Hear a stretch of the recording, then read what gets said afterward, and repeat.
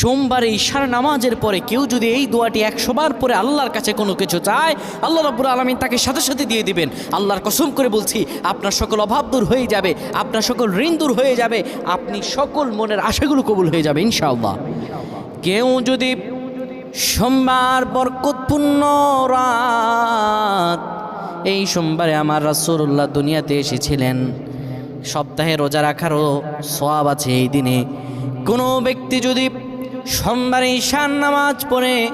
সুন্দরভাবে ওযু করে কিবলামুখী হয়ে বসে ইয়া যাল জালালি ওয়াল ইকরাম 100 বার পড়ে, 30 বার দুরূদ শরীফ পড়ে, 3 বার সূরা ইখলাস পড়ে, 3 বার সূরা ফালাক, 3 বার সূরা নাস পড়ে, 10 বার দুরূদ শরীফ পড়ে, আল্লাহর কাছে কোনো দোয়া করে, আমার রব্বুল আলামিনের কাছে দোয়া করতে দেরি হবে, কিন্তু আমার রব আল্লাহ রব্বুল আলামিন দোয়া কবুল করতে দেরি করবেন।